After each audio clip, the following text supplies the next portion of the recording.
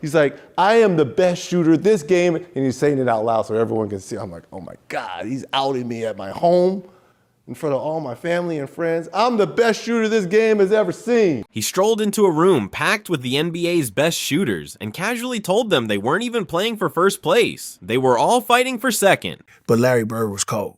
I don't think nobody ever could get out with him. He talked trash against us, talked trash with against everyone else. And I'm looking at this guy like, he's... That's the kind of fearless confidence you rarely see these days. And believe me, when Larry Bird said it, he wasn't bluffing. He meant it down to the last word. Our game with you when you walked in and asked who was going to get second place in the three-point contest. When you walked in there, what were you thinking when you made that announcement to the room? Just messing with all those guys like you always did. Yeah, I didn't. Everybody's sitting there. Everybody's real quiet. You really didn't. You knew the guys, but you never were around them. And nobody's really saying anything. And here's where it gets wild. It's 1986, the very first NBA three-point contest. Future Hall of Famers are warming up, maybe running through plays in their heads, psyching themselves up for the trophy. Then the locker room door swings open. Larry Bird walks in. No handshakes, no small talk. He just scans the room like he's already decided the outcome. Then he drops it. Which one of you is coming in second? That's it. No grin, no chuckle, just that flat, icy delivery. And then he turns and walks out. Silence. Pure silence. Half the guys are frozen, half are thinking, is he serious? Fast forward to the contest. Bird isn't just competing, he's schooling everyone. By the time he hits his last rack, he's already certain of the result. Before the final ball even leaves his hand, he raises one finger. Number one. The shot drops, the crowd erupts, and that earlier statement, straight up prophecy. I mean, how do you even react when someone calls their win before it happens, and then actually nails it? Why it's legendary. That wasn't trash talk, it was basically a spoiler alert. I'll never forget, everything just started, it went in slow motion. I never had taken the ball out, that wasn't my thing, right? I throw it up, Bird sneaks in, I didn't even see him. But the thing I remember the most is that joker. This is the out of bounds line. That joker caught the ball, and in my mind, I'm like, okay, he going out of bounds. That dude did this, like a ballerina. The baseline is right up under his toes. And in my mind, he must have stood there for about 5 seconds because everything was going in slow motion in my mind, right? And it's like, I'm like, and then it's a strange moment. I'm like, damn, how you doing that?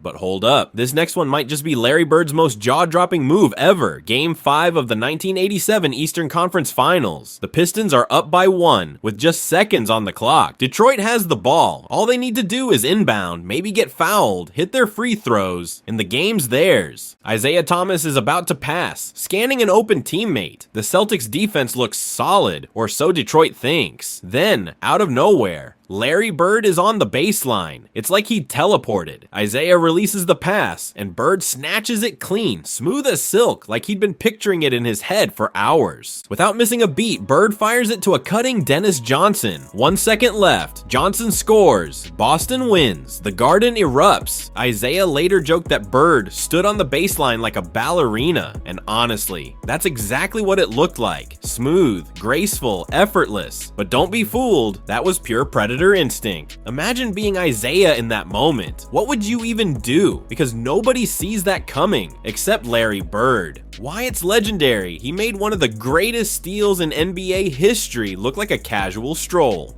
Playing the Celtics in Market Square Arena at the time, and it was a close game, but they were going to end up winning it. He's at the free throw line. And gamesmanship and talking a little bit, I'm going to try to, throw off his rhythm, thinking I'm going to throw off Larry Bird's rhythm. And, as the official goes to give the guy the ball, you'll cross the lane, like, hold up, you'll cross the lane and, just try to ice the shooter a little bit. Dribble it once. He's like, Reggie, are you freaking kidding me?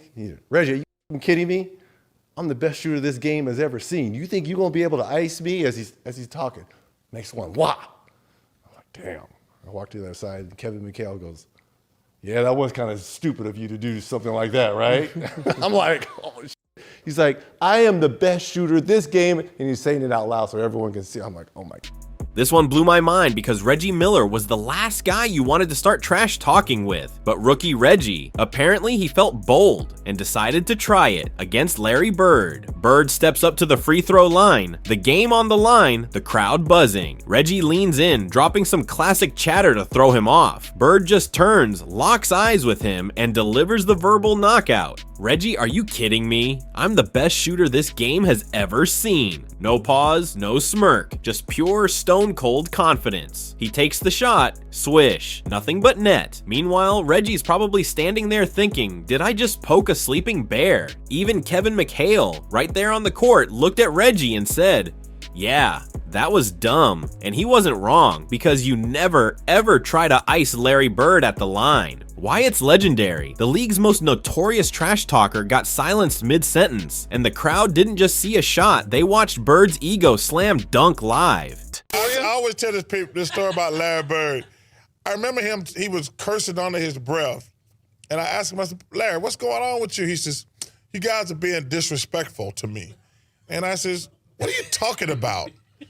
He says, you guys are putting a white guy on me. That's disrespectful. Wait, who's the white guy you put on him? I can't remember who it was. I just started laughing. I had no comeback. When he says, it's disrespectful when y'all put a white guy on me. And I'm sitting there like... And here's where Bird's trash talk gets downright legendary. Mid-game, Charles Barkley hears him muttering under his breath, clearly annoyed. Barkley finally asks what's up. Bird doesn't skip a beat. You guys are being disrespectful, putting a white guy on me. Barkley bursts out laughing, thinking it's a joke.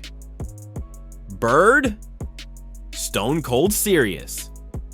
It wasn't about race, it was about respect. Bird demanded the best defender on him, no excuses. If you weren't throwing your top guy at him, you were basically insulting him. Why it's hilarious. Only Larry Bird could say something like that mid-game and somehow make it both absurd and terrifying. And Bird didn't even need to raise his voice to command respect. Rookie Al Harrington shows up late, probably expecting a simple warning. Instead, Bird just looks at him and says, "Don't ever effing be late again." No yelling, no lecture, just pure quiet menace. Harrington said it felt like being scolded by a disappointed dad, far worse than any screaming coach. That warning sticks. Why it's hilarious. Bird's presence alone could discipline you faster than 100 push-ups.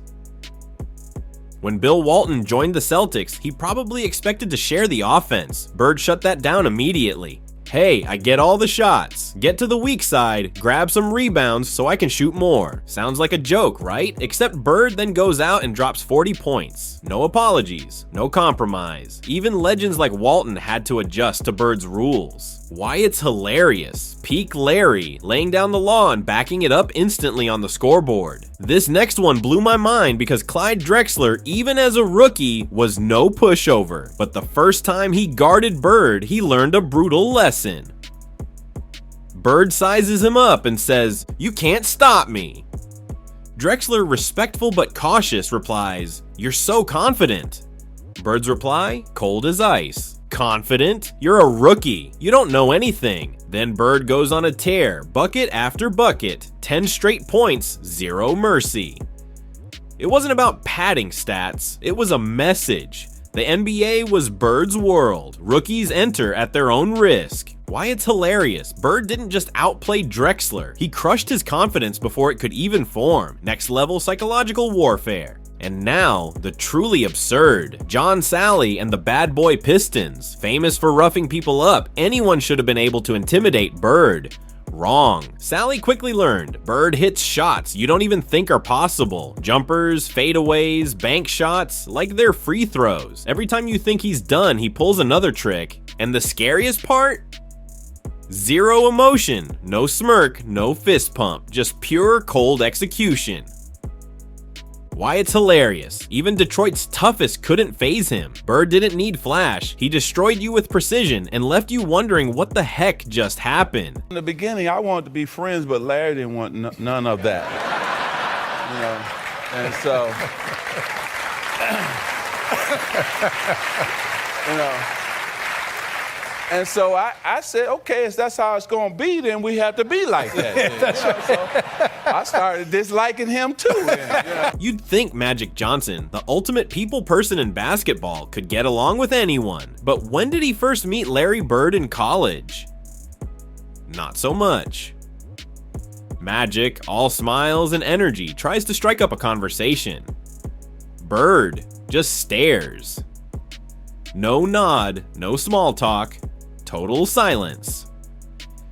Magic later admitted, I started disliking him too, and honestly, that icy, unshakable vibe was pure Bird. He wasn't there to make friends, he was there to dominate. Years later, after countless NBA Finals battles, the two developed mutual respect. But in those early days, Bird's frosty demeanor left even Magic completely baffled. Why, it's hilarious. The most charming, likable guy in the world couldn't crack Larry Bird's poker face. Magic was saying, you ain't the guy, and we got other players in this gym. Don't be cheating on me. Doesn't take much to get Michael going. Just a little something to tweak him, and it's on. Magic was saying, look, NBA's not yours yet. You know, I'm still here. Michael's like, no, it's over. This is mine.